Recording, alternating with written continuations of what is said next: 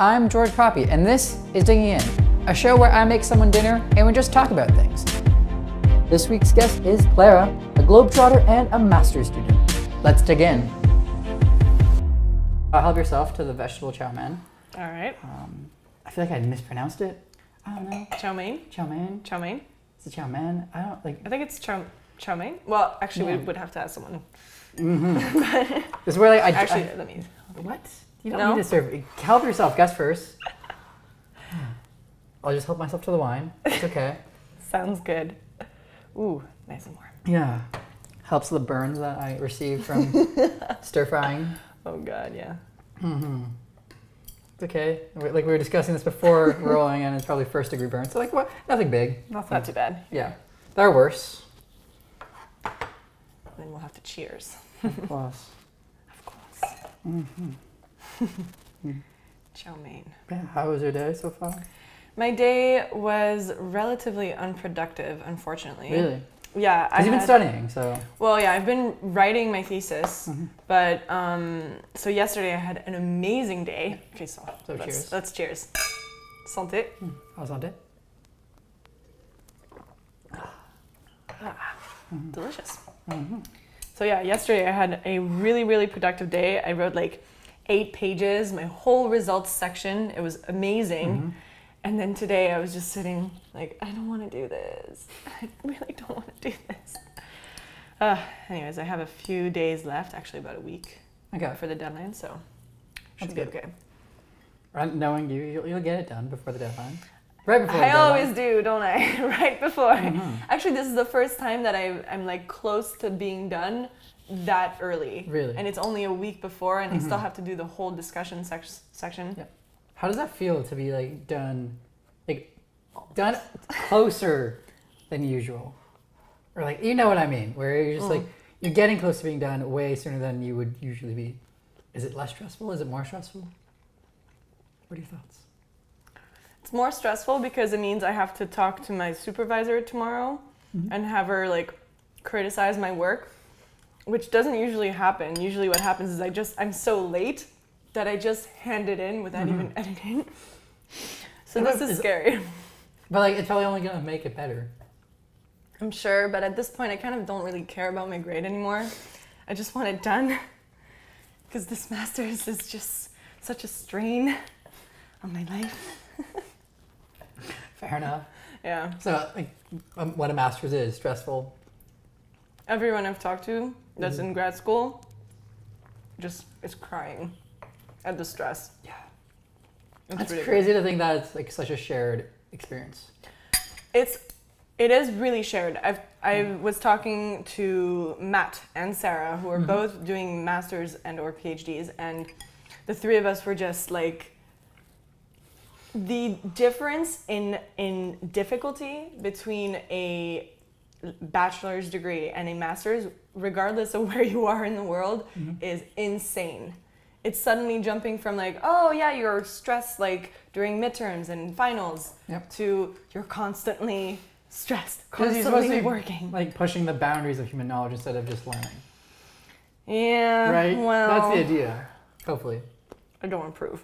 You don't approve? You chose to do your master's kind of knowing that that's what's going to be like. No. Or did you just expect it to be simple No, because and the thing straightforward? was that I actually heard about this master's through the sister program in Canada at McMaster. And everything I'd heard about the McMaster program was that, it's actually a really easy year where you do a bunch of traveling and then it like improves your grades so that you can get into med school after, which is essentially everyone in the McMaster program has told me this, that like they're doing this for med school. And so I figured, it's going to be the same in the Netherlands. It's going to be an easy year. I'm going to get to go to India, maybe Colombia, stuff like that. Oh boy, was I wrong. Oh my God. Well, you did travel, so... I traveled. Yes, I did. So you got That's that part true. down. I got that part down. Yeah. The global part of the health. But the health for med school, less so? Or more so, but like you're just now fucked because... If I still wanted to go to med school, I would 100% be fucked. 100%. But since I don't, I'm kind of like, the grades didn't really matter to me. But I mean, anyways, the Maastricht program is so different from any kind of program in North America, in the sense that the way they grade is very subjective.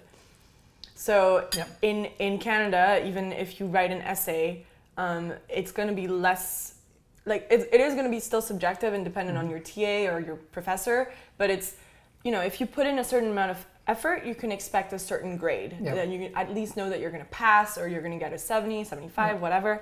In the Netherlands, like I've put in the same amount of work for 2 different essays that were graded by 2 totally different people, and I got a 6 out of 10 for one and 9 out of 10 for the other. And it completely varies. And so some classes that are graded by 2 different professors, half of the class will get a 7 average, and the other class will get the other half of the class will get an 8 average. And it's just, it doesn't make any sense. So basically it ended up with me being like, oh, I just don't care about grades anymore. I just want to pass this master's. Maybe that's actually the better thing that Netherlands are really teaching you, is that grades don't matter. Because it's like, I think especially in the North American model, we really get into that idea that if you just put X amount of effort in, you get this result. And that's not how learning kind of works. There's no correlation between the effort you put in and what you learn. Absolutely not. It's like, it helps. There's a correlation, but not causation. Yeah. So the one good thing about this master's is that I actually did learn quite a lot. But I would say that the amount of effort that I had to put in to get, you know, certain grades, or to even just, you know, do the whole work, do all of the work, was ridiculous. Like no one I know in the Canadian program, or even the Manipal program, which is the India sister program, had to put that kind of effort just to even, you know, tackle the amount of work that we had to do. It's just, then again, I don't know. You live, you learn. You learn, exactly. Now I know. It's okay. Now I know. You Now know I know what? that I can at least do it. Yeah. But that I don't want to do it. That's That's the a one good thing thing to that know. I learned. Honestly, I think that's more powerful in the world, is to know what you don't want. Absolutely. Because when you think you want something, like, it takes a long time to discover if that's really what you want or not. Yeah. And you're going to spend a lot of time discovering that. Yeah. I guess for me this year was a lot about self-knowledge, like self-discovery more, like realizing that, you know, it wasn't just because I was at McGill and it was hard at McGill, or there was winter in Montreal, that it wasn't just that made me, you know, not want to go to school. It was really the actual process of learning that doesn't match how I like to learn. I like to learn through experience, through talking to people, through reading stories, reading books, watching movies. And I mean, that is like, that doesn't match the system that we're in at all. Not at all, unfortunately. And it doesn't match my parents' vision for me. Ooh, yeah. But that's a hard one. I always find, I was talking with someone recently at the paradox of how your parents are like really want you to be happy. And then you stress them out when you try to be happy, but like you're just like stumbling around because you don't know what happiness looks like, so you're just trying a bunch of different things. But then they get really stressed out about you doing that, but you're literally trying to do the thing that they asked you to do. So like there's no winning. There is no winning at all. Because if you try to do like what will make them happy, what they think is going to make you happy, you're going to be miserable. 100%. Like, in most cases, I just going to school and playing it really safe. Yeah. And that works for a lot of people, but at the same time, it doesn't work for a lot of people.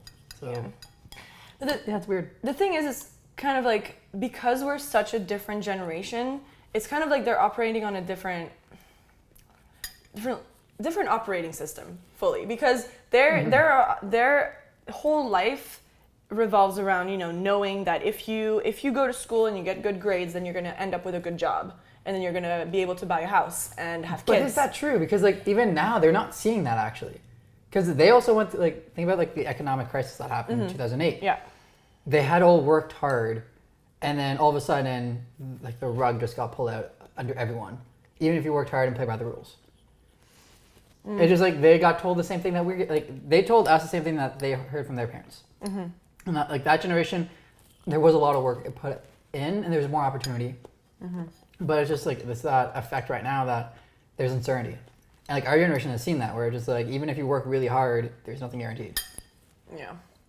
That's the issue for me, is that my parents really do believe that if I keep going to school, I do another master's, a PhD, keep going, stay in school, Keep basically on getting for the letters next, added to your name. exactly, and then eventually go to med school. If I do all of that, then eventually I'll be happy because I'll have a job that, or I'll be like super, like very well learned or something, and that translates to happiness, of course. yeah, but.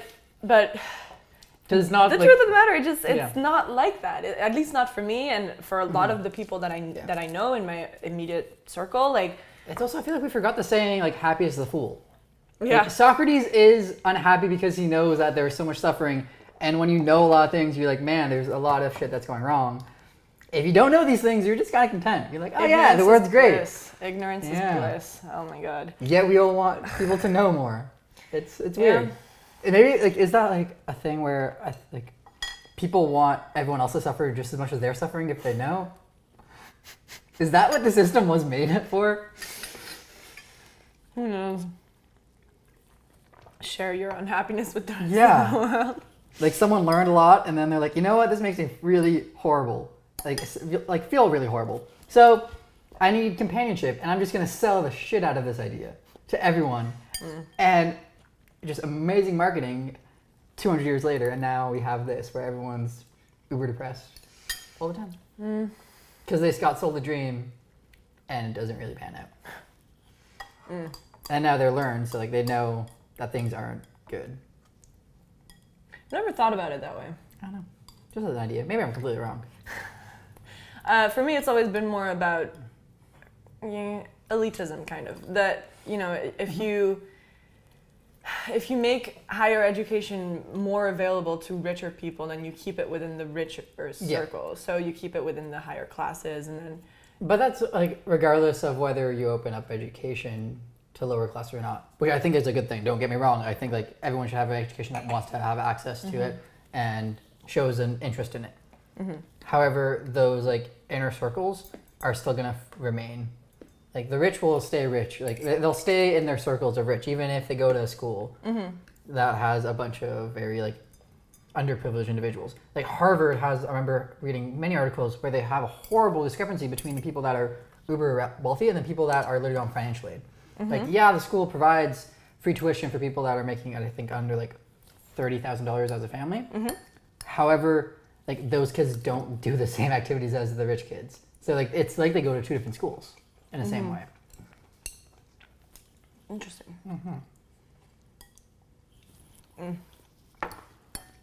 Because like, not to be stereotypical, but like if your daddy has a yacht and that's like your weekend, versus like a person who literally is just like trying to think about like what they're gonna do for their next meal. Yeah. No. 100%. Their time's gonna be spent completely differently. For sure. As also like for the person who is unfortunate while at Harvard, imagine like the pressure that they have to like provide for their family, because they know that they can't like fuck up. Oh, because that's like the one ticket you got at that point. It's like if you fail out of a class because you were partying, like it's not, daddy isn't going to save you. There's no daddy. Yeah, there's. Yeah, maybe. That got really dark.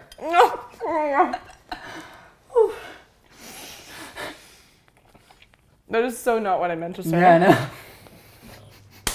Sorry. Oh. I meant there's no money. This has been a really dark conversation. It's interesting. Let's move on. Okay. That is really bad. Oh my god. Literally blushing. That is bad. That is really bad. I don't know how we got to here. This isn't usually the train of thought that I have when academia comes up. Yeah. For me, when academia comes up, it's more like sadness, depression. I want to get out of here. It's okay. I'm not looking back. Like, I'm not looking forward to getting back. Just like school starts September 7th, I think. I'm not looking forward to it whatsoever. Not at all. Oh, God. What classes are you taking this semester? I'm right now enrolled in 2 comp sci classes and a philosophy course. Okay. Just because like I decided to get back at McGill in the summer, so all the classes were already full. So I was like, okay, these are classes that I need to take that fit my schedule right now. Okay. Because they're not full. I might change it around. I don't know. The Was classic ad drop, like everyone always moves around all the time.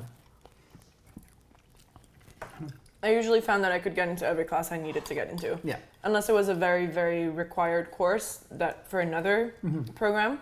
And then I wasn't in that program, so I wasn't priority. But then to like use your advantage, you can change your program so that like you then fit the requirement and then change it back. Oh, I did that so many times. Everyone does. It's honestly ridiculous. Yeah. And like when you like if you tell the admin that you've done this, they're like, why would you do this? This is like the most unethical thing. It's like, well, you guys designed a system that's kind of messed up, so Yeah. of course people are gonna take advantage. The number of times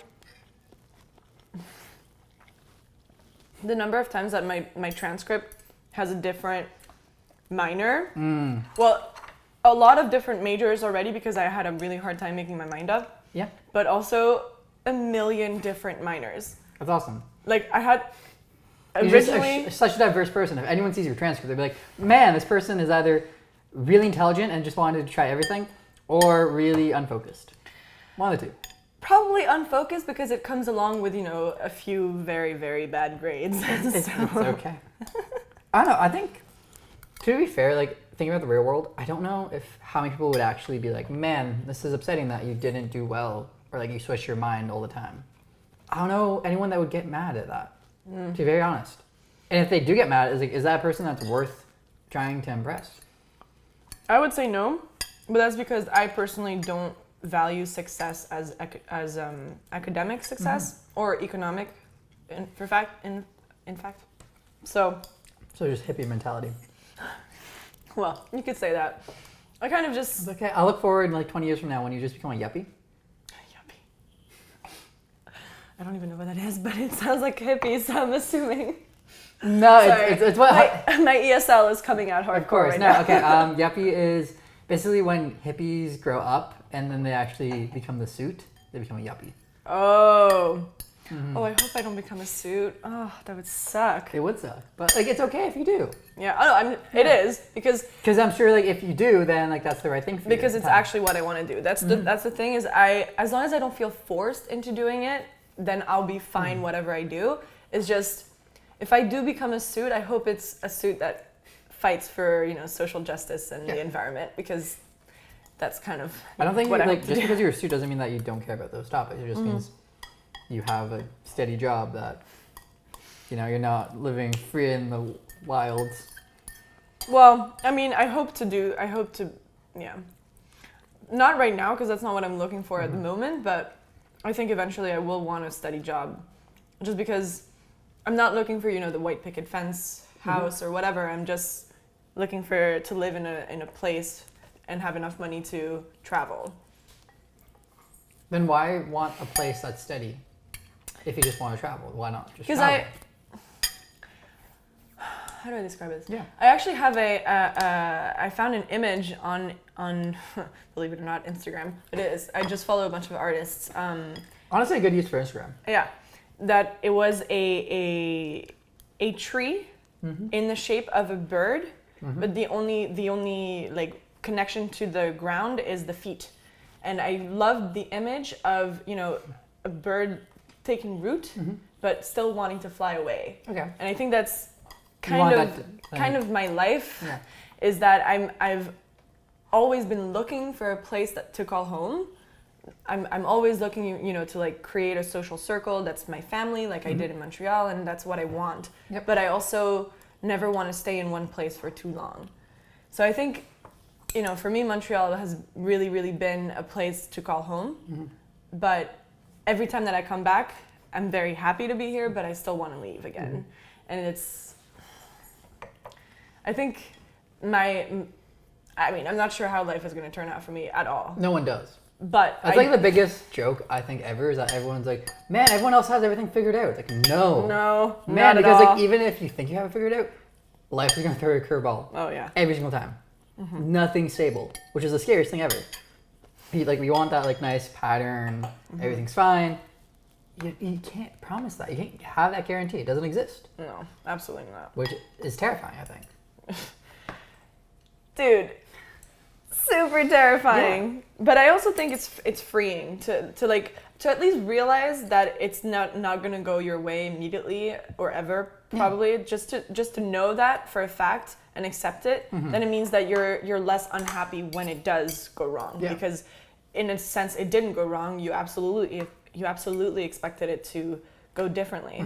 So, and that's also like an issue that we've had as a generation, where I think a lot of us were really fed this idea that you can do anything that you put your mind to.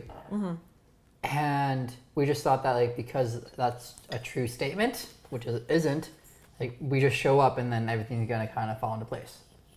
Yeah. And then we get disappointed when, like, the things that we really want to do take a very long time, and we have no patience for that at all. As a generation, we do not have patience. Everything instant gratification.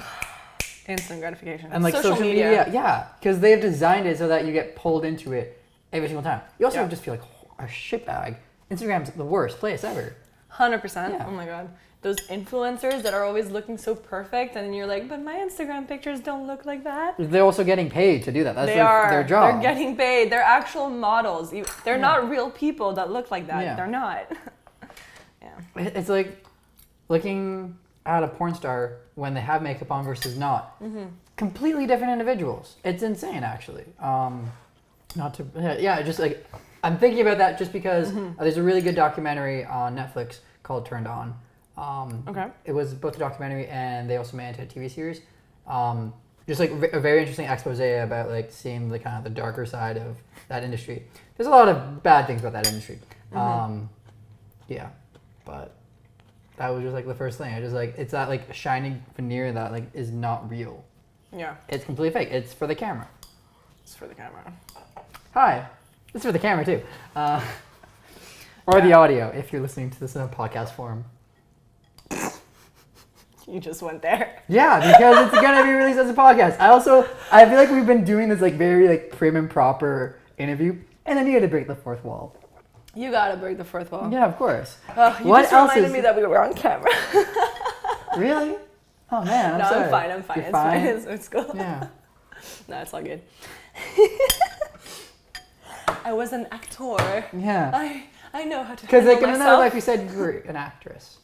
Huh? You did theater. Yeah, I did theater for a while. It was. My problem is I'm a good actress, but I'm terrible at remembering lines. And also diction. I'm bad at diction. I eat my words a lot. So it's okay. I'm just a bad actor in general. Really? This is why I do everything just documentary when I'm involved. Yeah. Because I'm horrible at memorizing lines, have horrible diction. I cannot play different emotions. So yeah. See, I'm bad at memorizing it because I get nervous, but I am good at emotions. So I can fake a lot of things, and I actually can like even make myself cry sometimes. Like if I just play the story in my head enough, I just like tears will come out. Tears will come out. See, I'm not gonna act it out. But yeah, please don't. No. I don't need someone crying on camera. That is the saddest thing ever. Yeah, it's like I thought I was good at like hiding emotions, but then I learned recently like I'm just the worst. My emotions shine through. However, I'm feeling like even if I try to hide them, I've just learned to now be brutally honest all the time with everyone. Because if I'm not, everyone's like, you just like something's up. So I'm like, I've just learned like, you know what? I'm just gonna embrace that. I have to be really honest with everyone. Hurts people's feelings being brutally honest, but can't hide it anyway. So like, might as well not pretend. Like tippy toe around everyone's feelings. Yeah. I mean, honesty is the best policy. Here's what I mean about bad diction. But sometimes doing better than I am. I stumble upon my words all the time. Because I also think really fast. So yeah. It's this issue where I've already said the word in my mind, but I haven't said it out loud. And so it's just like I get tumbled around where like, what should I say? I also get, especially when I'm really interested in a topic, I start to talk really, really, really fast. Yeah. And I can't slow down. I look at Obama's speeches and I'm like, how can he be so poised and calm when he's delivering the worst news or is really engaged in a conversation? It's so meticulous. I don't know how they do that. Yeah. I'm bad at that, but for me, diction is mostly because I'm ESL. It's just because But even in Yeah. even in French, but it's because I like don't speak French as often as English anymore. But it's like because it's not my first language, I just it'll come out and it won't sound the right way. I Like get that. It's like English was my first language either, technically. what was your first language? Romanian. Right, I remember Yeah, I knowing know. this about you. Yeah. Totally forgot, but I Because I remember. didn't learn English, I think I was about 4 or 5. Wow. I also had a speech impediment, so Oh, yeah. okay. Well, that's gone Yeah. mostly. Mostly. At times, it kicks back. It comes back. It's the same for me. I mean, I'm not technically ESL. Yeah. Like I speak English like it's my first language. But The proficiency's sometimes, there, but I just like there's things that how your brain was wired Yeah. when you was so young. sometimes trying like to- I'll be speaking and they'll be like the most basic word, and I'll just be, what's that? What's that Yeah. word? You know that thing, and then I'll say it in French or Yeah. even Spanish, and then people would be like, It'll be like an article. just- umbrella. Yeah. That's the one. You know that's That you little know that thing, one yeah. with the Rihanna song where you just like stand. What is it? No, my God. I went there. You did. I went there. Why not? How do you feel about Rihanna's beef with Diplo? Rihanna has a beef with Diplo? Yeah. Why? I don't know. It's just so Diplo has been trying to get Rihanna to do a song with him forever, and she just flat out says no all the time. Okay. So yeah, I don't know. It's just because like I feel like you're more in that world than I am, but maybe I'm wrong. I don't know any of this new age music, like EDM, what the kids call it these days. Oh my god, I know. no. I'm just no. killing it right now. Killing it, yeah. I know. No, so I listen to that music, but I You don't follow it? really try to stay away from like reality TV Okay. and all this stuff. Like I'll read a headline about Taylor Swift, and I'll be like, but why do people care? Yeah, it's actually a good question. It's Why do people care? Why do people care about celebrities? Like, I mean, I get roped into it sometimes. Obviously, we all do. But people spend. That's all they read. They're going down their Facebook newsfeed, and while I'll click on an article about the fact that Trump just did something abominable, Yeah. or every something day. happened in Charlottesville, or I don't know. Yeah. They'll ignore all of that and then click on the thing about, oh, Taylor Swift's new album, this and that, and she dumped something on Twitter and she's in a fight with someone Katy Perry? oh, who knows? I just don't I feel care. horrible that I know this stuff. No, I mean, think I sit on the Facebook thing too is, long. I also know it Yeah. just by looking at it on the side, and I'll be like, why is this taking up brain space? That is, Yeah. it concerns But- me. Is it at least a good thing that it says that your echo chamber isn't as strong as it could be? Because you have probably made it very clear to Facebook that you don't want that kind of news, yet you still get it. Yeah, It's better that than just not knowing it exists at all. that's true. So Yeah. speaking of echo chambers, Yeah, So echo. that's it. Yeah, echo chambers are actually really scary because did you ever see that website that compares, what was it, a Democrat's newsfeed with a conservative Oh yeah, or whatever they're called? I don't know. Republicans. Republican, that's the one. And it's the same news, sometimes the same image, Yeah. or sometimes even It's the the same same news story. source, Yeah. and it's the exact same story, but the words are turned around and Slant, spin. spin. It's crazy. Yep. And then people just really feed each other the same thing and over and over again, and then people unfollow people that they don't like, and then unfriend others. And whatever happened to critical thought? We live in the age of I want it my way and I get it right now.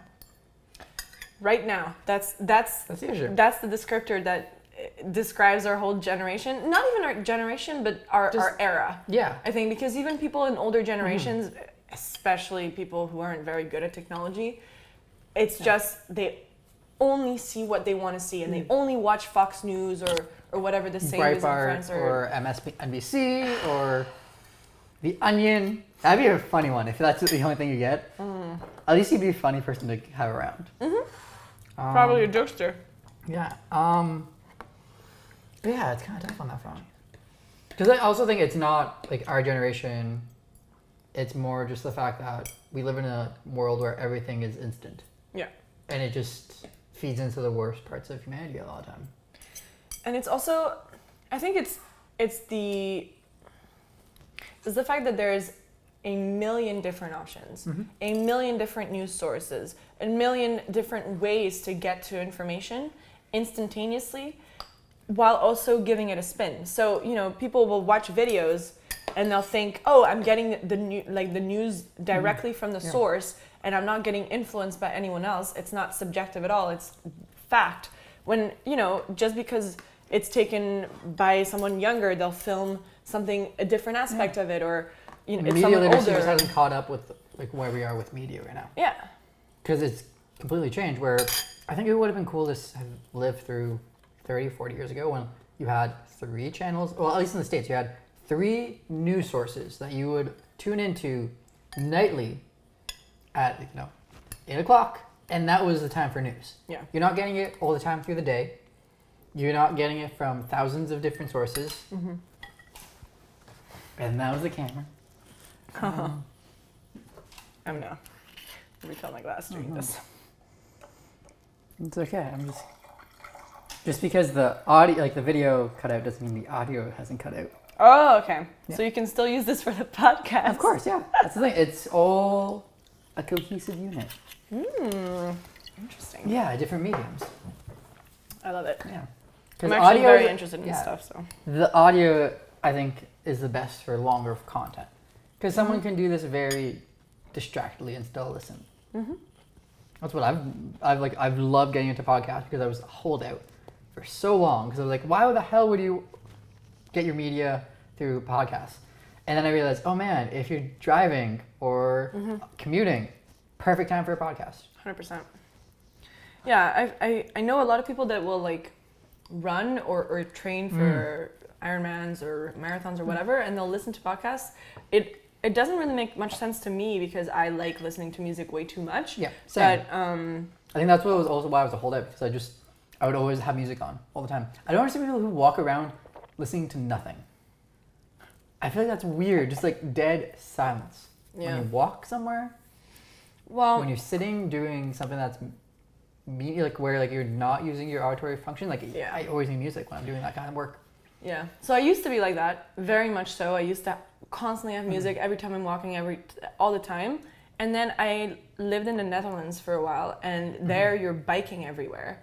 So, and you're not allowed to have music in your ears. That's smart. So I got used to, traveling relatively short distances, but you're on the bike for like 15, 20 minutes. It's still a good amount of time. It's a good amount of time, and you're alone with your thoughts. And actually I realized you pay a lot more attention to the world around you, which I completely stopped for a while, because I was constantly listening to music, and so you isolate yourself from everyone else. And when you take out the earbuds, you open yourself up to a lot more things, I guess, because let's say you're walking around Montreal and you've got your headphones in, which I was doing earlier, by the way, because suddenly I wanted to listen to music when I left my house. Because that's what you wanted. Yeah, that's what I wanted. So I was listening to music, and I'm walking down the street, and I don't even notice that shit is happening around me until I get to Place des Arts and I see lots of people, a huge stage, and I'm like, take out the music. Suddenly I hear a bunch of techno or, I don't know, electronic music, and I turn around and I see that there's actually this fashion week thing going on, and people are walking down the catwalk, and I'm like, if I was just listening to music and just looking straight ahead and not paying attention to the world around me, I wouldn't even have realized that this was happening. Yeah. Because I've walked through crowds, not even asked myself what's going on, because I'm just in my own world. And I like it sometimes, because I am quite introverted sometimes, and I do need my own space. Yep. But other times it's like you completely don't realize that anything else is happening. And you can miss out on awesome free things happening in the city, or even just, when I was biking in the Netherlands and I would have to go through farmland, I was listening to birds and cows and stuff, and it's something that you don't get a lot of in the city. And once you kind of take out the earbuds and stop listening to music, you realize that it's actually out there. Yeah. And so that kind of changed my mindset. Yeah, it's because when you put it like that, it sounds like a low form of meditation, where you're trying to be very present. with everything that's around you. Obviously not meditating to like the full where like you're trying to just like focus on one thing, but more experiencing the world around you. Which is fair. That's a good point to bring. It is.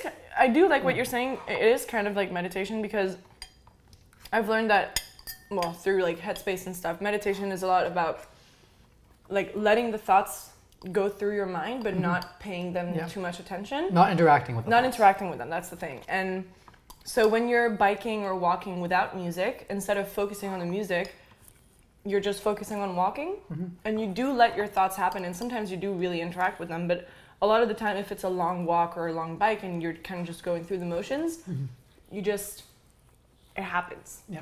And that's right. Like that's actually, it is pretty meditative. Yeah. Like I know personally, I've always been a fan of walking, especially very late at night. Notice that like it's kind of sketchy at times because like it's so late. I remember literally when I was probably 15, 16 years old, walking the streets of Boston during the summer at night by myself at like 2, 3 in the morning.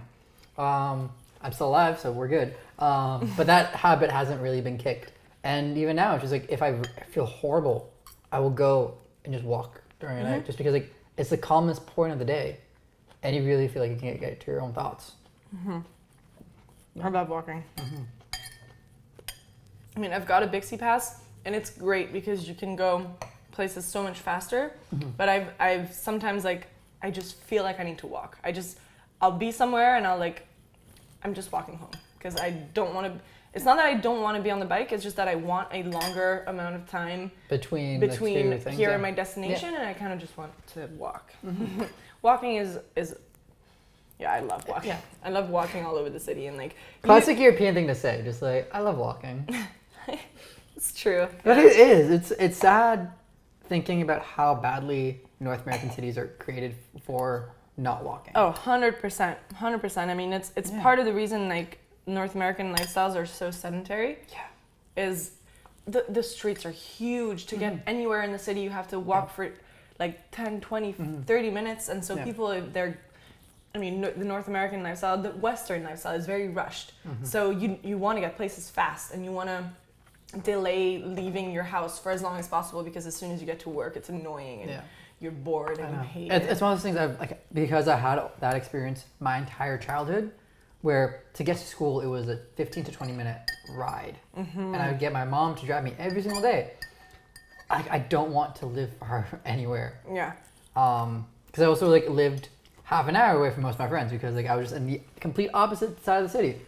And that's why I think I focus on either cities that have an incredible downtown and I live in the downtown, or I'm just not going to go there. It's one of those facts of life right now at this point. No, I mean, that's important to know about yourself. Yeah. Self-discovery, all that good stuff. Yeah. I think I'm kind of the same because when I was really young, I lived in the suburbs, but all of my friends lived around me. And then as soon as I started, living in Miami or Nicaragua, the cities were so expansive. And so you always have to be driven around by your parents. You always have, there's only school or the mall or stuff like that. It's just I love how the mall is such a ubiquitous thing, yet it sucks when you go. I hate it. What is there to do? Apart from going to a movie, which I love and I still do to this day, because that's also, I find that as my job, so that's my spin. I'm like, oh yeah, this is research. But actually, it kind of is because I stay informed about what's going on. Yeah, for sure. This is how I convince myself. I always have that hesitation where what I'm saying is completely normal, and if I don't say anything more, everyone else will buy it. But I'm like, this is ridiculous because I just made this up. That is my issue in life a lot of times. I just have that moment where I admit to the falsehood of everything. Fake it till you make it. Everything's fake though. But just look at Trump. He's the best example. He literally faked everything and got the thing that he didn't want. Really, actually, he looks so miserable. Oh my god. With the eclipse, I feel like he wanted to burn his own eyes out. He's like, I do not need this anymore in my life. Just take me. Blind me so I can't sign anything. Oh my god. Did you hear how he did that? And then all of his staff around was like, don't look at the eclipse. I know. The man's an idiot. Trump. Yeah. Life motto: fake it till you make it. Just do it. Yeah, but it's like it's accepting that everything's fake at the same time. Because like the battle is won once you faked it. Everyone believes like that you are what you say you are. This is why like if you have a business card and you hand it to someone, you're that thing in their eyes. They don't know anything better than that. I think in a way, the world is fake anyways, because if you really, really think about it, it's all subjective. Yep. Every every single different person has a different vision of the world. Like you and I are sitting in the same room, but we have a totally different spin on what it means to be alive and what it means to live in Montreal and like go to we have university like and perspectives that overlap with like being McGill students. yeah. Like I don't, yeah, just like certain ways, like probably like just like how we've had similar friend groups and all that stuff, but like still vastly different. Vastly different. And so I don't know what school of thought it was, but I think I learned about it in my master. I think it was like post-positivist or something along those lines, Something where fancy. it's. I mean, as a philosopher, you should know about this. See, that's the thing. I never bought into knowing all those little details. Yeah, no, I don't like them. I don't like knowing the name. I just like knowing about them. But it's the school of thought that there isn't one hard fact that people look upon and can learn about and can learn the truth about. It's we literally by living create our own world. And I know exactly. You know what I mean? Like you create your own reality. It's that reality isn't something that we as humans should discover and there is one hard truth, and so one person is right and everyone else who doesn't agree with that person is wrong. It's that literally every single person is right and wrong at the same time. Because in fact, you as a person have this vision of the world, so for you are right, but for literally every single other person in the world, you are wrong.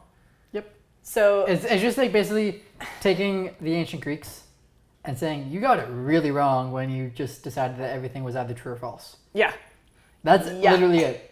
100%. Because it's not. Which is great. I love it. Especially when it comes to social phenomena. Yeah. There is no truth. There isn't, because our society is technically Western society, but within that society you have multiple different cultural groups and a million different families that have their own vision of the world, and even within those families each individual has a different perspective. Like my brothers and I have lived in the same house, but we have different perspectives. We were raised by the same parents who have very different perspectives. And I think like taking that view is actually kind of nicer, where you don't feel justified and be like, I am right, you're wrong. Exactly. It's less about fighting for your point of view and more about, fighting for your right to your point of view. It's saying, I don't care whether I'm right or you're wrong, or you're right or I'm wrong. It's really, I just want you to accept that I'm right and you're right. Yeah. I want you to let me have my own vision of life, and I will let you have your own. And it's kind of like along the lines of, my freedom ends when yours starts. We're in our bubbles interact, and we have, like Venn diagrams where they interact, but, I still have my own individuality. Yeah. Very libertarian. Very libertarian, but not at the same time. But it's not just at like the same time. Putting a nice veneer on it. Yeah, because for me, like liberalism is very much about, not caring about other people. It's saying, because I have my own vision, then it means that I'm allowed to be a dickhead to the rest of the world. That's a really negative view. I think you can be a libertarian but think people are good inherently. Yeah. Like if you think people are inherently good, then you're just like, oh yeah, like leave me be because I'm leaving you be. That's like the good guy libertarian. The shitty guy libertarian would be that idea that everyone else is evil, so like back off, man. Yeah. It just like I always find it interesting where like libertarians get lumped in with the right, where they're just they just want just to be left alone. Yeah. Well, I think they're lumped in with the right because of. Actually, I don't even know if I'm. Libertarian is like No, neoliberalism is a different thing. ESL. It's okay. I'm sorry. Okay, define libertarian. Libertarian, those are people who like basically want as little involvement from the government and like everyone just has like Yeah. as much liberty as possible. Okay, that's what I thought it was. Yeah. Okay. Because then there's like neoliberalism and liberalism, which is like the left wing the left wing of politics as we know it, where you do have bigger government so that you can achieve greater goods because good big government can get way more done than if you just let corporations work because like governments aren't like care about the constituents versus companies who just care about making money for their investors. Mm-hmm. Yeah. So different priorities. Different priorities. So libertarian is liberalism versus neoliberalism, which is corporations. Sure. Yeah, I feel like that got muddled somewhere, but yeah.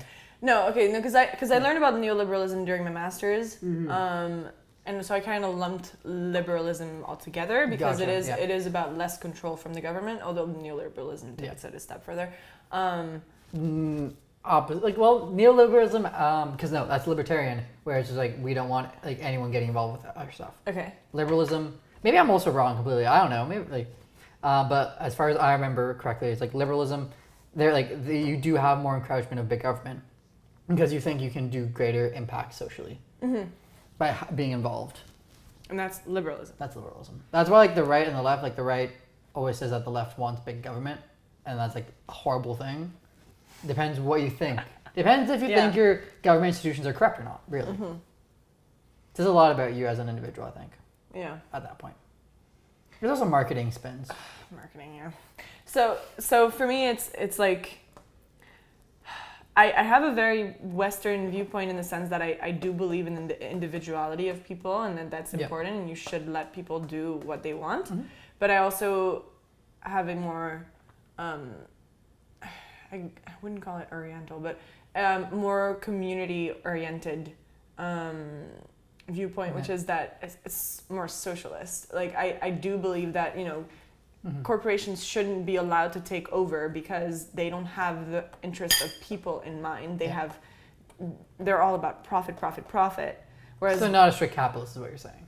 Yeah, I'm actually not really a capitalist because I more a socialist. I'm French. What can I say? I There's believe that nothing wrong. healthcare is a human right. Because it is? Because it is. Like, there's one country that is civilized that doesn't have it. That doesn't have universal healthcare? Yeah, and that's it's the insane. United States of America? Yeah, it's the saddest thing. They're like one of the few countries in the world that doesn't have standardized universal healthcare. Yeah. I mean, the thing is like a lot of people technically have it. It just doesn't work well. But the US just straight up doesn't have it. Yeah. Which is pretty bad. Pretty bad. Yeah. It's because like they bought into the American dream where everyone's okay with the rules being fucked up because they think that they're going to make it big. And then they're going to be able to take advantage of the rules being lax. That's it. Yeah, I think I read something about that. It's the best spin. It is. It works. It works very much to the advantage of rich people because it's like rich white men. You're not blamed for being rich because you made it, and so everyone else who isn't rich but aspires to be rich looks up to you and wants to be you. So Trump is the ideal American dream. He's the one that made it. Actually, in fact, he didn't. But that small little loan of $1 million from his daddy. A little loan. But because that's pocket change, right? They literally that's what you take to a Sunday date. Classic. It's my allowance for the week. Thing is, I can imagine someone having that kind of allowance for a week. 100%. You blow $1 million. No big deal. Classic. Yeah. Oh, just a night at the casino. Yeah. Just living, learning, Just a little scamp. Yeah. How else is he gonna learn if he doesn't lose some money here and there? Oh God, I hate that so much. Yep. Spoiled brats. It's also sad just because he's new money and he wants to be classy, but he's so unclassy. Did you see his apartment? His house or whatever? Oh, they just gold-plated everything. It's just like... It's basically a pissing contest, and he's trying so hard that that he's so insecure. Oh my God, yes. I forgot the expression now, but... where you're... See, this is the ESL coming out. I'm not. I feel like I know what you're trying to say, but I can't think of the saying. It's another expression for pissing contest. Yeah. It's not showing off, but compensating. Compensating. That's the word. Yeah. I told you this would happen. I told you. It's also like there's a really interesting clip from the White House Correspondents' Dinner. I think it was in 2012. This is when he decided to run for president because Obama made fun of him. Yeah. Because he was a birther. He thought, like, he was the main person who was like, Obama was not born in the States, which is insane. I know. If that was true, the CIA would know. It would be front page everywhere. And so, of course, he's going to dig, because that's what like the White House Correspondents' Dinner is about. It's all about jokes. And then he just can't take a joke. He's so insecure. I think I saw that video last year, and it was like, and that's why he's running for president. Like, why? Because he wanted to prove something. Compensating, absolutely compensating. It's just unfortunate, like that's, because I feel like we used to have a different class of politician, at least, or maybe that's just like what history does, is that like you are left with this incredible politicians in history, in the books, and you forget the bad ones. It glorifies the past. That's the whole point of history, and it's like the winners write history. So you're always glorifying past politicians who actually made a lot of mistakes because they were politicians, and they lied because they were politicians. And it's also easy to point out the ones that were really good and really classy. Like, honestly, I think Obama is going to be written down as someone that had an incredible class. Throughout his presidency, he didn't make a mistake. Not a profound one, at least. Where like he kept his cool and calm as much as any individual could and could expect from him. So like he kept his poise as a politician. His political moves. We can talk about his drone warfare. Yeah. But in fact, yes, he will probably be written down in the history books as one of the better presidents, but mostly because of the politicians around him. So, he was surrounded by Bush and Trump. Well, this is the thing. I think Bush also gets a bad rap just because, to be fair, like the Iraq and the Afghanistan were horrible. But like the rest of his presidency, apart from those, like that was, like it destroys his whole credibility, yes. But apart from that, like he wasn't the worst, actually. Oh, I'm sure he was. Nixon was 100 billion times worse. It's like Nixon was actually evil. Yes, definitely evil. So like Bush in comparison, he was incompetent. Yeah, definitely. But what I hate about what's happening with Bush now is that they're, making him seem like this cute, innocent, cute that he's guy like a cute grandpa. And he's a cute grandpa. That's weird that he started painting nudes. I didn't even know it was nudes. I knew about the painting, but it's just... I'm pretty sure. Maybe I'm wrong. Maybe I just want it to be nudes because I think that's even a funny story. That would be funnier, yeah.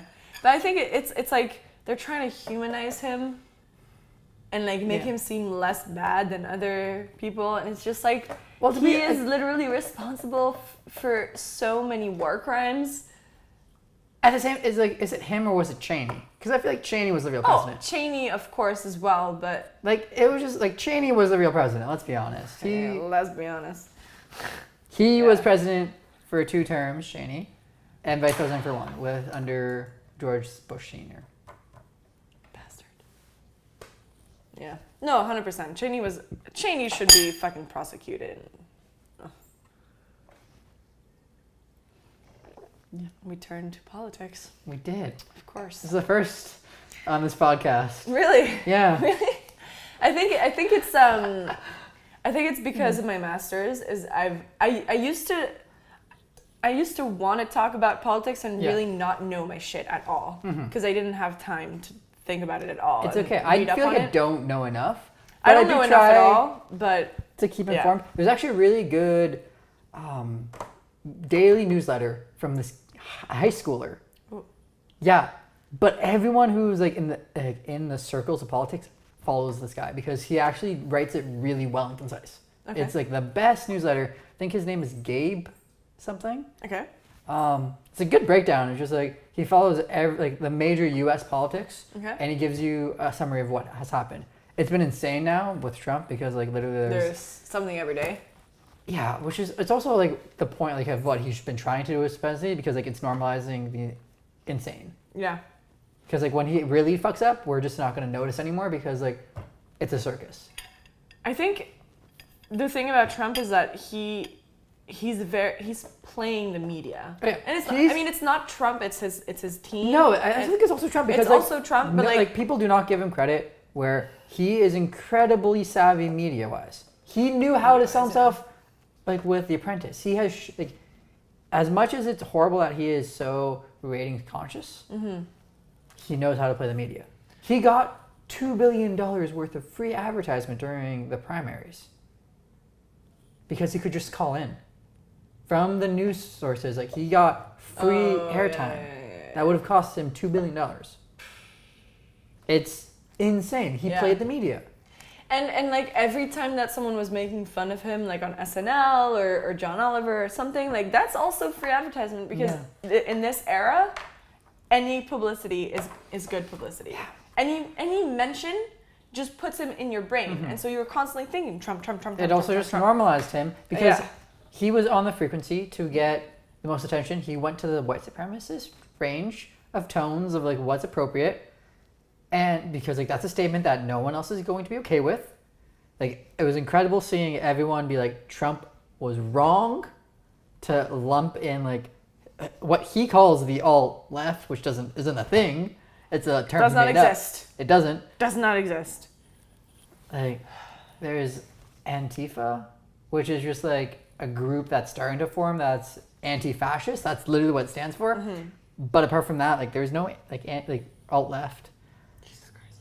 But he like, at least everyone was like, this is wrong. This has gone too far. But at the same time, it rolled off just the same way as the Access Hollywood tape rolled off. He just normalized everything because he was talking to the frequency where extreme individuals loved him, and because like we got covered all the time, other people were like, oh, like some people love him, there has to be a reason for this. Like it's not insane, it's just the media being biased because that's a very normal line that a lot of right-wing media and left-wing media also has been spinning for years because they've been trying to get views. Every single station is like, the media is biased. You need to listen to us to get the real information. Yeah. Thank you, CNN, for the 24-hour news cycle. You fucked everything over. I think definitely like he has normalized craziness, but also because the real thing that worries me is that he does this kind of shit, this crazy shit that people are always, criticizing and worried about. And it hits the media. It hits every news source. It's constantly being drilled into he did this. Well, he's also did that, creating the news now. Awful he thing. is the news. He is the news. But behind that, he's doing things that no one is paying attention to. Yep. He's changing legislation. He's doing all this stuff that no one cares about because he's doing it in the background, and it's not as crazy as saying that the Charlottesville riots was like everyone's fault. Like. But no one is actually paying attention to the real shit, and like. Well, we like people are, but it's just like it gets drowned out. It gets because that's the thing. Drowned out. It gets drowned out, especially because the sources that we have are usually the media because like that's the people who cover it the most, and unfortunately they need to pay the bills. Yeah. Because there's no source in America that just gets paid for existing, except for NPR, thankfully. But even that, like. He got funding for the arts, so like that's gone to a large extent. Thankfully, they have advertisers, but even that, it's kind of fucked where everything is paid. So of course they need to do things that are sensationalist. That's why BuzzFeed took off. BuzzFeed. It's my like I have grips with BuzzFeed, but like I can't blame them. They did what was gonna be the best bang for your buck. Yeah. Right. Just like these catchy headlines, people get drawn in. Just create shallow content because you can't create really good content from a shitty headline. I mean, that's what media's turning into. It's like catchy titles, and then you click on it, and then you read like 2 lines of it, and then you leave, and then But I think it's also videos. I really do think that memes, stickers, whatever. I do think there's going to be a shift back the other way. You do? 100%. I think it's the same way like how we've already seen. I don't know about you, but like I have some friends who have gone off social media. Oh, I know lots of people who have. Yeah, because like they want something more real, and like they've noticed that this isn't satisfying. Yeah. I think we're gonna have that shift back in media where people are not going to be okay with that kind of short content that's shallow. I do think that, like, obviously it's not going to go away the same way how, like, whenever anyone says, like, oh, this medium is going to get killed, like, people were like, with the radio, it's going to kill books. It didn't. With TV, it's going to kill radio. It didn't. Podcast, it's going to kill radio. Like, there's always things that, like, oh, this is going to kill it off. It's like, no, it's going to exist. It's just going to be a smaller role to play. I mean, yeah. I mean, the media, the masses are always going to go, like, to, like, the next step and the next step and the next step. But then, like, there's always going to be an educated group. And maybe not educated. Because I think it's also, we're in an interesting time where education is more widespread. You have MOOCs, massive online... Coursera. Yeah, Coursera and stuff like that. I forget what the actual, like, MOOC is, like MOOG. Yeah. Massive online something. I don't know. I should really know this, but, like, that, I think once it starts to become more recognized for what it is, where it's just, like, you're really thinking about it. It's bothering me now. I know, same. It's going to sit in the back of my brain. But once that, like, becomes accepted for what it is, where it's just, like, people who want to learn, they're going to learn. People who don't, they won't. That's fine. It's going to be decentralized, which is scary for all of the universities because they're going to be left kind of with their dig in their hand. Yeah. Where it's just like, oh, you actually don't provide a valuable service except for creating social structure. That's it. Yeah. That, like, I've also seen that with my own degree where, like, with McGill, the thing that is, like, most valuable in my degree was not the education. I learned way more outside of classrooms and the classical education. The best part has been the connections I've made because those have been invaluable. Those have gotten me jobs. I've been paid because of the connections I made at McGill. Yeah? Oh, yeah. 100%. Wow. It's like I would not be where I am right now. I wouldn't be in video and, like, be able to pursue it without the connection I made at McGill. Wow. Like, I probably could have done it in a different way, but it helped. No, but, like, 100%. it's a privilege. That's the thing. It becomes a point where it's just a privilege to be able to send someone to university, but it's become a party, and that's what it is. It's a party for 4 years to, like, just make connections that are going to pay off. It's a very, very expensive networking opportunity. Yes. That a lot of people like me, for example, don't really take advantage of because, like, I mean, I've expanded my social circle and I have friends all over the world. You don't even realize though, probably, like, where things go. Because actually, that's true because a lot of my friends are going to be doctors or lawyers or whatever, and you got like, connections. Yeah. Even today, I was like, we were looking for a camera. And I could hook you up because I have an old camera lying around. Like, that kind of thing. You don't know. Of course. Shout it to me. Whenever you post on Instagram, it will be because of me. At George Popi or whatever your Instagram handle is. Poppies. Yeah. God. We've been friends for how many years now? I swear to God, ESL is going to get me into so much trouble one day. No, it's okay, but, like, everyone makes that mistake. Poppy. Yeah. Because there's no double P. I know. So in my mind, it's like if it doesn't have a second P, then you say po. Yeah, I know. Poppy. Puppy. But it's weird. English is weird. It's English a horrible language. Very weird. So is French. So is every language. No, but, like, it's because English got standardized at a point when it was very unstandard because, like, it was going through a change. Yeah. A massive change, and then everyone wrote the rule books exactly when it was in between. Yeah. It was horrible timing. Thank the English. Bad timing. Yeah. Damn Brits. Yeah. Sorry, Brits. No. I feel like they're, like, a chill enough population that they also know they've done, like, a lot of atrocities in their past. You know, called colonialism. Thank you, Brits. Dude. A lot of the people in my program were British, and we went to India. Ooh. And every time we were just, I don't know, something would happen and everyone would just go like, colonialism. That's incredible. Oh my God. Oh. I was there aware of it. And it's 100%. Dude, we were in a master's called Global Health, which is all about the inequalities in health throughout the world. Yeah. And, like, so many of those inequalities are due to colonialism and American imperialism, all that stuff. So, like, obviously people Yeah, no. know about it, but it's just funny to see, like, we were in Goa, and we were like literally the richest part, the most touristy part, I guess. And then just like, I don't know, I can't even think of an example of when this happened, but like one of our friends would just be like, oh yeah, just taking advantage of the colonialism. Like, oh, of course. of course. Beauty. What else, I mean, yeah, just, yeah. You kind of, it comes to a point where you can't just, I mean, I used to feel constant guilt, and I still do, but I mean, as a French person, and just like, being, really, as a French person, you've had that guilt.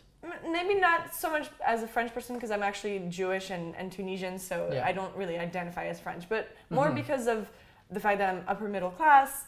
I've been traveling all over the world, and I'm in You've university. had these experiences that... Yeah, so I'm technically, I'm in technically top 1%, top 10%, whatever, but I'm among the richest in the world, among the most privileged. And so I do feel this like constant guilt of like, I should be doing more to help other people. And so that's what's driven me to, want to be a doctor or want to do global health and stuff. But sometimes it becomes so, it hinders you from doing anything else, because you're not really thinking about your own happiness, and you're just thinking, I want to help other people. And I do try to be as selfless as I can, and I try to think about the environment and this and that, but sometimes, you got to sit down and realize that it's making you miserable. Yeah. And it's not really what you want to do with your life. So, Yeah. No, it's interesting because, like, for me, like, I have this story where, like, my parents were, like, because, okay, Romanian by background, they grew up in Yugoslavia. Shit. Yeah, exactly. Shit. So they went through hell and back. And then, like, me, like, just, like, out of happenstance, like, how, like, when they moved to Canada, my dad got a really good job, and, like, it's just, like, it brought us to a level where, like, we're upper middle class, and, like, everything's good. And it's just, like, there's, the pressure of, like, you can't fuck up. Like, your parents went through hell and back. You're a smart boy. Oh, yeah. If you don't do well, like, how can you? You got every opportunity given to you. I feel you. Yeah. And then that's just always been the pressure in my mind, where it's just like, I have to do great things, because, like, if I don't, I've just, like, screwed everything. I mean, my parents, like, my mom, like, gave her life for me, in a sense. Like, she wasn't a doctor here. Like, if I did not exist, she would have divorced my dad and gone back to Romania to be a doctor. 100%. Wow. Like, that's pressure. Yeah. I know all about that. I mean, maybe not direct pressure from my parents, but my grandpa, he came from Tunisia, fought in the war. My other grandpa, like, kind of came from nothing in Poland to become, upper middle class in France. And so, like, and plus you've got the whole Jewish guilt. So it's always there. It's always sad. Always there. But I feel like it has to have done some good. Yeah, I mean, it has driven a lot of, people to why success. Do you think that so many Jewish people are successful? I think it's a culture thing. It's a very, very small percentage of the whole population. Yeah. It's because, as a culture, we feel like we've been fucked over by the world, so we have to make up for it. I also think it's the fact that, like, as a culture, like, the Jewish culture, it's hardworking. It's hardworking, but, like, more so, it really does prize education. And so, like, they always, like, push family support as well. Yeah. I think a lot of it is the community support. Yeah. Like, you're gonna push someone to be a doctor. Yeah, I mean, because I can't do a Jewish accent, but, like, you get what I'm saying. Doctor. I mean, or a lawyer, whatever. Yeah, it is very present. I mean, especially in North American culture, to be like a doctor or a lawyer or whatever. But it is very present within all kinds of Jewish families. This pressure to be successful, to be extraordinary, and I think it's something that I do feel from my parents, and they've even said to me, like, when I do something that they don't approve of, they kind of say that I'm just being normal or like underwhelming or banal, as they say, just I guess it's a word also in English. It is banal. But, like, also, like, as a Romanian, like, I was just like, banal. Yeah.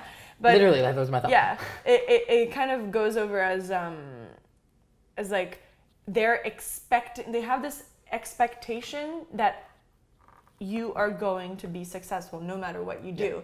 But you do have to operate along the lines of I am extraordinary. I am extraordinary, and I have to believe in myself that I am extraordinary, and I am better than other people.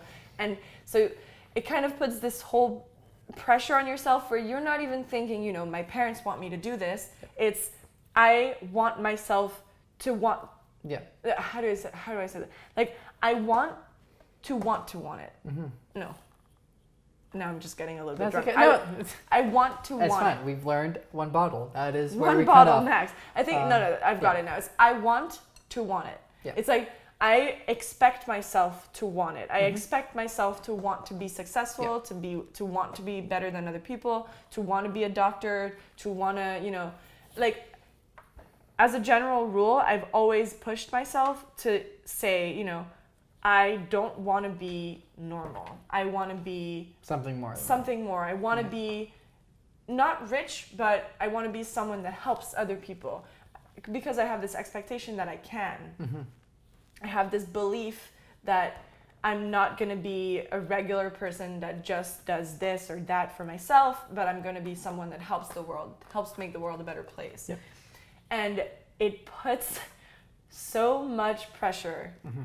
And I don't even realize it sometimes that no, it's like I didn't realize until last year that I actually didn't want to be a doctor because I was interested in medicine, but because I thought it was the only way to use my scientific capabilities and my brain to help people. Mm-hmm.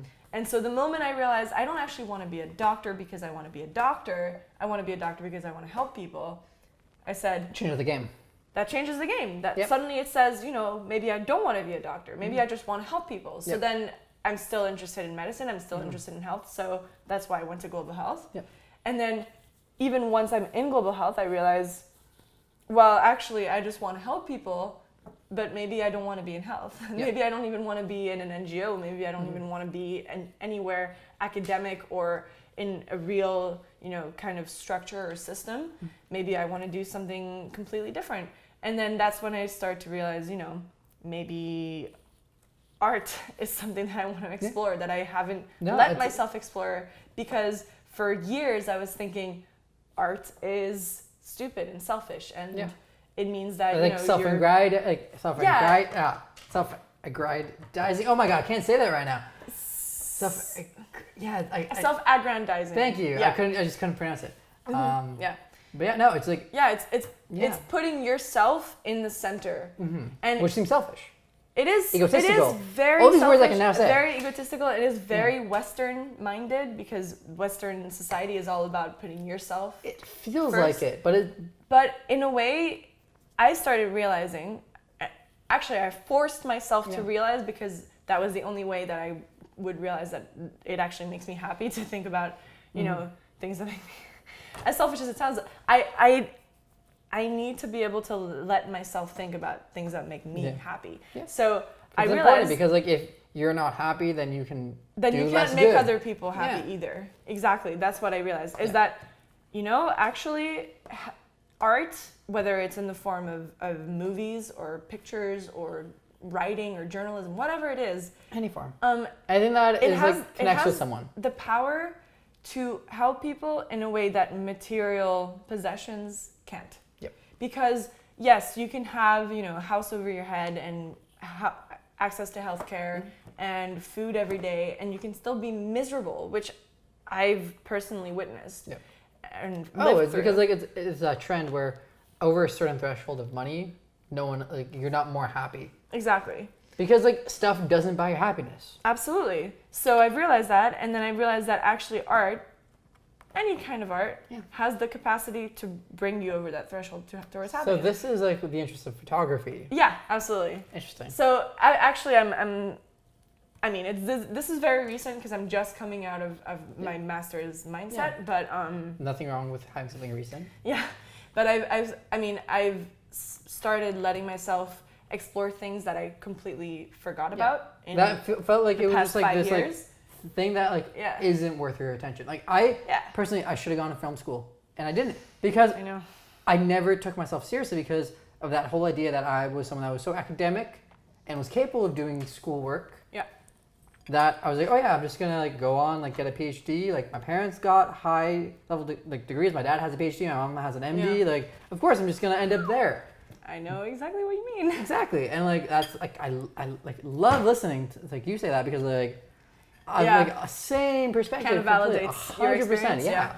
It was nice. I'm the same. I mean, my mom has an MD, PhD. My stepdad has a PhD. My dad has an MD. Yeah. I mean, my whole family is just overly educated, Yeah. and so you know, I've been, I wouldn't say pressured into it, but kind of it was expected of me that I would do like, this. None of your parents, I'm assuming, or relatives would say that you had to do it. No, And absolutely like they're not. probably gonna say like we just want you to be happy. Yeah. But there is inherent pressure when you have that kind of upbringing. Exactly. So it kind of is like you're smart enough to do it, and you have the privilege of having parents who will pay for you to have this education. How Why dare you would spit at this not- opportunity? Yeah. Why? Yeah, exactly. That is it. That is exactly it. That is that pressure. And then Because you just throw it away down the drain, apparently. yeah. And so Without considering that, like, maybe it's not the Yeah. right thing. I didn't even think about it. I know. I actually Same. went through this thought process. That's what I was about to say. Is that when I was in high school, I was, you know, my elective or what Yeah. you in IB you get 6 classes, and then your 6th one is usually like an art or an extra science.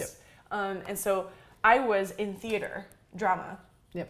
My whole first year, and then at the end of the first year of IB, I was like, you know what? I want to help people. And I want to go to college because, you know, I didn't even think about it. I want to go to college. What is going to help me help the most people? Probably something like medicine, like my parents are doing. Okay, so that means I need to take a second science. So I ditched drama, decided to do biology, and then focused entirely on going to school like McGill or Concordia or whatever, for medicine. So any kind of degree like biology or biochemistry or whatever.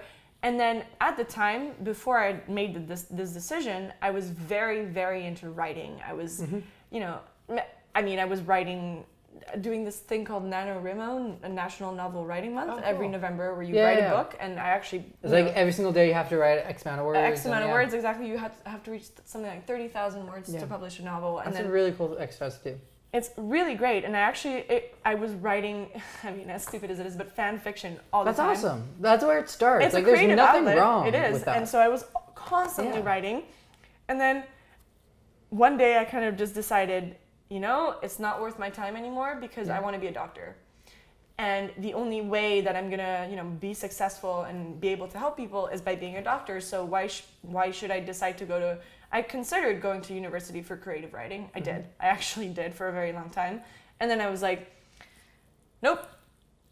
I didn't feel like I was getting pressured into it. I thought it was my own decision. But at the end of the day, Just you know, I have doctor silent parents and ropes that like you like can't see. you want to be successful and you want to, you know, be able. You can't help people if you can't help yourself. So you have to be successful enough to, you know, pay your own way through life. And so it's kind of Because, you know, you have that idea that an artist can't make money. yeah, an Which is artist stupid can't itself. live day to day. Like, Yeah. so Like, yeah, if you're trying to be like Picasso, then yeah, like you can't even live with an ear. exactly. But there are people that are creative and do creative things that do find ways to pay absolutely. their bills. So I say this as someone who tries to do that himself at times. yeah, at times. But yeah, so this is after 5 years of very intensely focusing on science or medicine or, you know, the classic successful path. I am now realizing that I actually love being a creative, artistic person, and I don't necessarily think of myself as someone very capable of doing so, but I want to explore it. I want to see if, you know, something clicks, because I remember, you know, spending hours and hours until like 5 a.m. just writing fan fiction just because I loved writing. And in fact, to this day, I still stay up till like 1 or 2 a.m. even though I went to bed at 10 p.m. just making up stories in my mind. Which is a really powerful thing. Like I think we forget that. creative. I know like myself on that front where it's just like, I don't feel like a creative person at all. At all. I think like, I cannot produce original content myself. Honestly, truly. It's like why I like lean right now towards doing documentary things because it's just like the subject is there. Yeah. I can capture that. Yeah. I can do all the technical stuff. But like coming up with a brand new idea, God, no, I'm not a writer. I feel ya. Yeah. But it doesn't mean that you don't have taste and like working at it slowly by slowly that you get somewhere. Yeah. It's like if you love the process and you love what you're doing, then it's worth kind of fighting for it. So yeah, that's Not pretty to go on much that tangent, but yeah. that's but that's pretty much exactly it. Is that I think I haven't put in the effort to be good at it. I haven't put in the effort to say past the age of 16 or 17, like why would I spend any kind of time writing when I need to be studying for an exam in biology or anatomy or whatever. So now I think this year ahead for me is going to be all about exploring things I've forgotten. Because we haven't even talked about the fact that you're going to New Zealand. Right. Yes. I realized that. That's like a huge part of this thing. Yeah. Also, why like we fit you in with this student right now because like you're going soon. So soon. I'm leaving. I'm leaving here next Tuesday. I'm leaving Montreal next Tuesday. So by the time this gets published, you're already gonna be in New Zealand. Probably, yeah, because definitely 100%. I'm leaving. Okay, so I have to finish my thesis by the 31st of August. That's the end of my master's degree. But before then, I'm leaving on the 29th for France, where I'm gonna be for a month.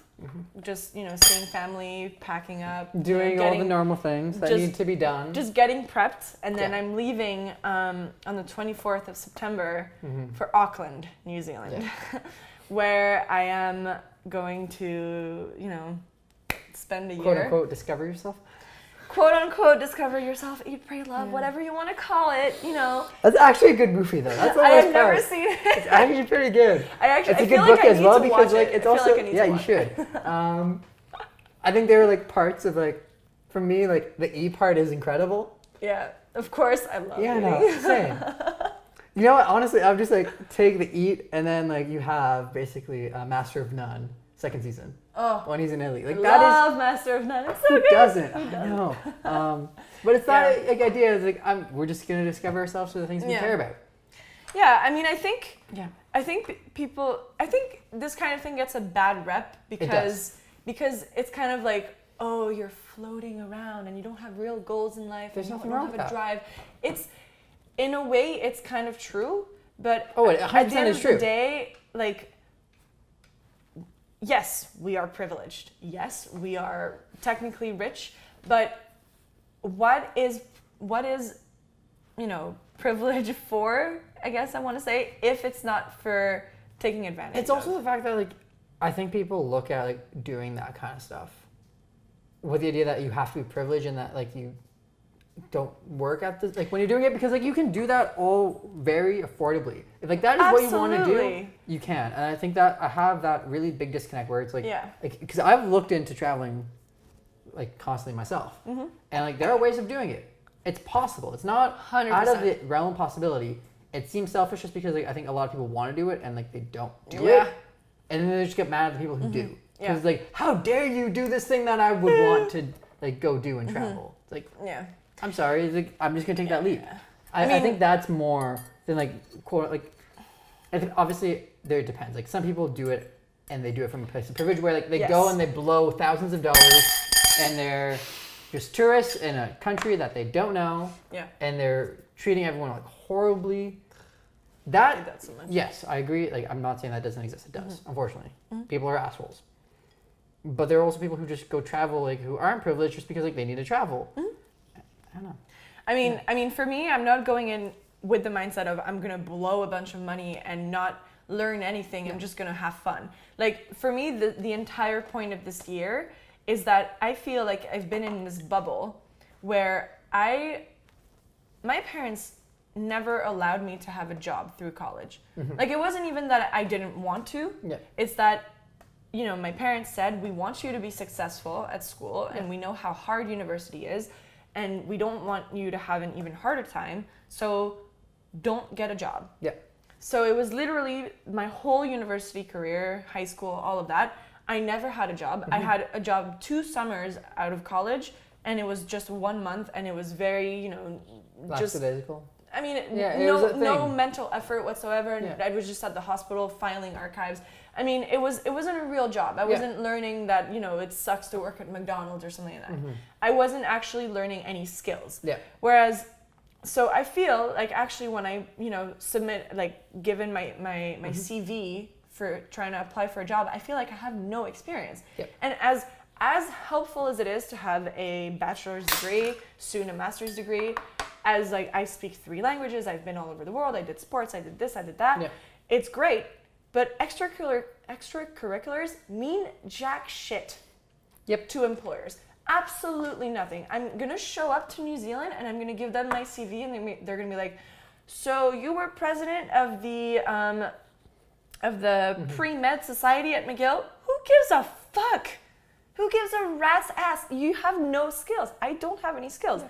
So my point is, I feel like I am overprivileged, overeducated, and totally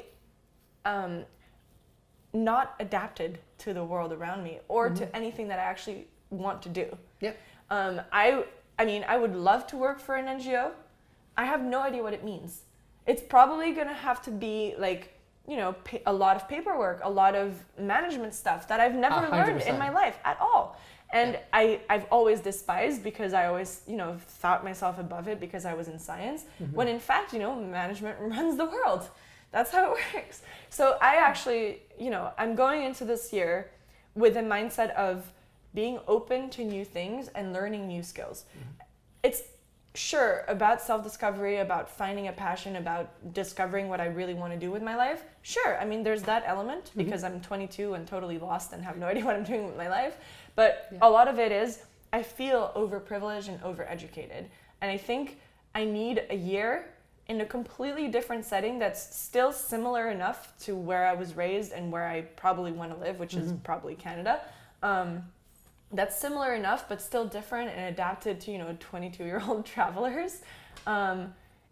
So I want to go in and say, teach me things. Yeah.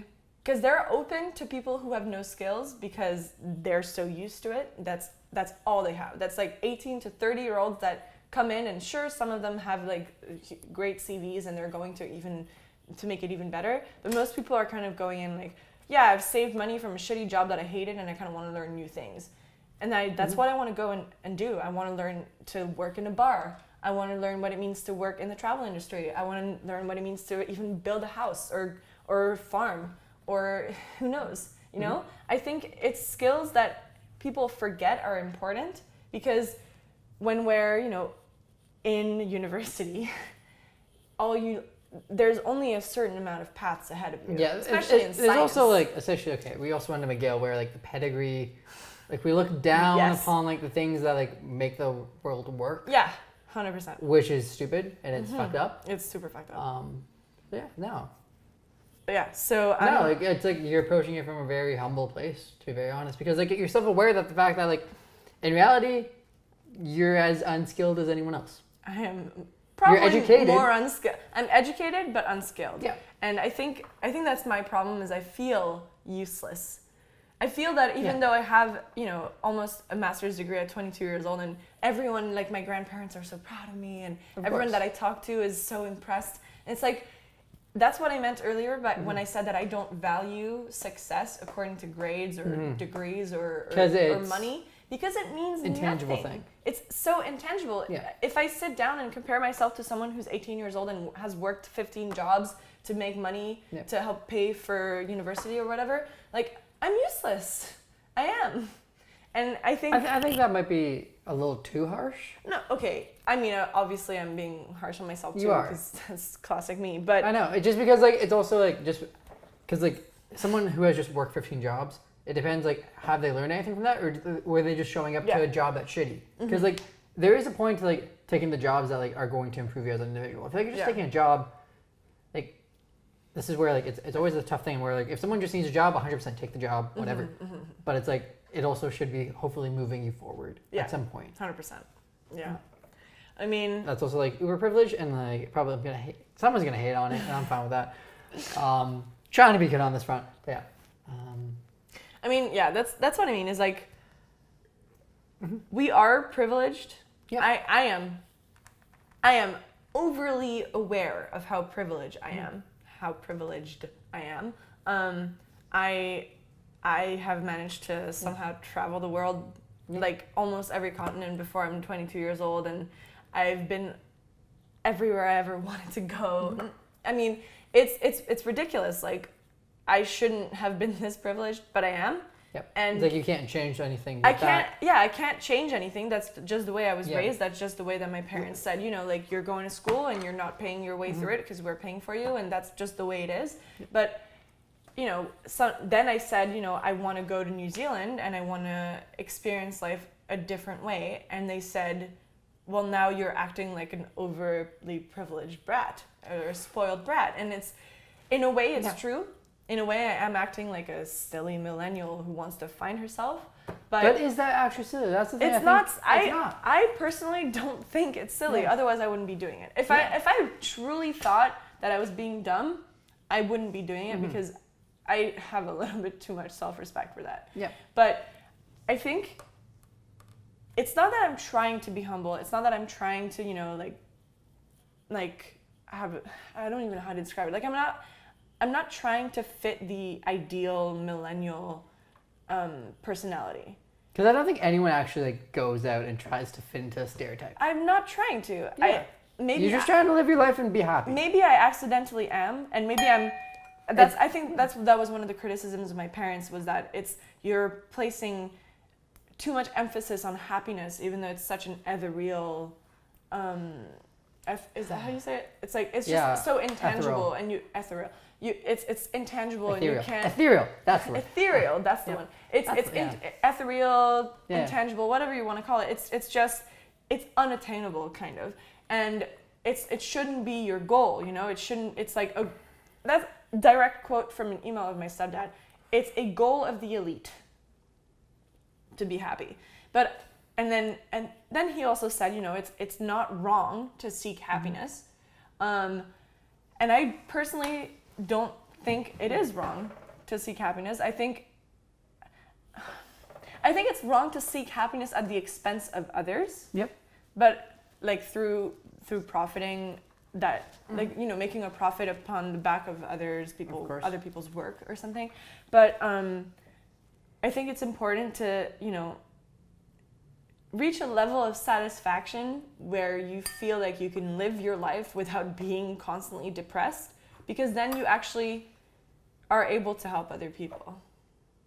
And that's if that makes any sense. I think I'm trying to reach a level where I'm not so upset with my own life that you can actually make a positive impact. I can actually make a positive impact on others. Exactly, because I'm so tired of kind of going through life as a zombie, where I'm like, I'm just following the path that was set out for me.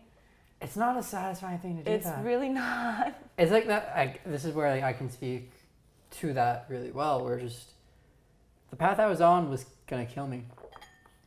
Mm-hmm. Like straight up, I think like if I stayed on that traditional path, in a year I would have just like died from sadness. Honestly, like just straight up, like I would just have lost the will to live. Yeah. And it's just like, it's like, it's a hard criticism to take, where it's just like, you're being selfish and like you're just being overly privileged because you can. And I think it's fucked, because especially like I know from my perspective, and like from yours as well, it's like I don't think we're doing anything like from a very selfish perspective. It's like we want to help other people, like the same way like you like took the spin of like you really wanted to help people and like that's why you went to health. I went to philosophy because I wanted to educate people. Yeah. Literally that was it. And then like I'm still trying to do that with video all the time. And it's just like realizing that like the way to be able to make the biggest impact is like we need to have a certain like enjoyment of the things that we're doing, especially because we have that privilege where like we won't just do like the thing that needs to scrape by. Yeah.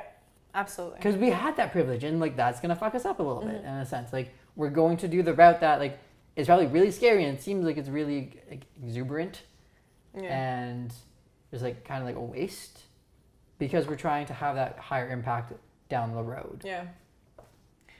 I think it's tough. Yeah. I think it's about accepting the fact that we are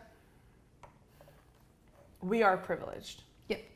So I understand. This conversation we have like established the fact that like we're uber privileged. Let's we get to have a nice dinner. Exactly. Talk in front of cameras. Lights, action. Yeah, no. So let's just put that as the basis of everything. Is we are privileged people. We are 21, 22, 23 years old, whatever. We are privileged people.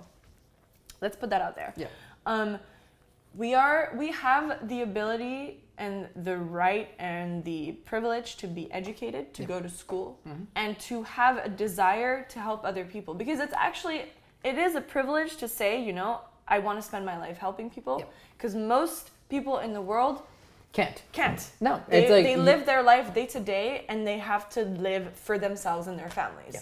So just having the desire to help other people is a privilege. Yes. That aren't directly in your direct social circle. Yeah. That like is on a privilege. A higher level where you're really helping society. Yes. So once we've put that out there, you have to reach a balance between wanting to help other people and being selfless, and realizing that in order to do that, you have to be a certain amount of selfish, because it means finding something that makes you happy enough that you want to do it every day. Yep.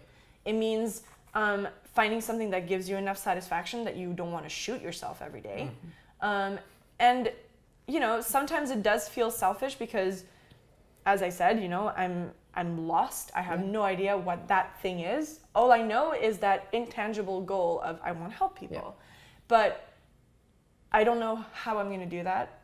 And in order to reach that knowledge, I think I have to go through a period of selfishness and self-discovery. And I wouldn't even label it that way. I think it's just the fact that having the basis of like starting from privilege, the path that like both of us are on is going to look very wildly different than the typical case. Because it's just like, the fact is like, we're not starting from even footing.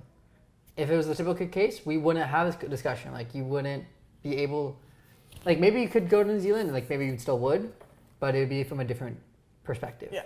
Like I wouldn't be in video. I would probably like be finishing, like I'd be like scraping by, like making, like going to work for someone else in the field.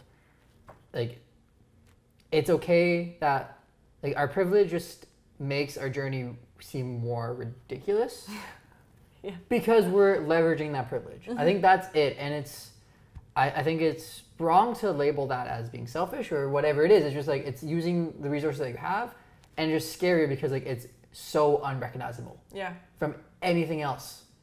There's not much to compare it to, because it seems like it's a very wildly different path, because it's also the fact that like this kind of privilege wasn't extended to most people. And like when you had that privilege, say 50, 100 years ago, you were in a very tight hierarchical structure where like you were just going to do whatever your parents were doing because that's what made the money. It's that weird new class of being where like you're now, it's not necessarily the people that were like privileged for the last thousands of years. You now have this newfound privilege. You're still trying to discover how the hell to do it while leveraging the privilege that you have to make the most impact in the long term. It's a hard balance. I think that's what worries my parents, is that for them, being as privileged as we are means going, like using that as much as possible and going to school and keep going to school and then become a doctor or a lawyer. Because that's how they gain their privilege. That's how they got it. You know, that's exactly it. Is in their generation, within their boundaries. That's what it means to be successful and privileged. But in our generation, it's a lot more about, what makes you happy on a day-to-day basis. And that, for me, isn't working towards a goal every day in school.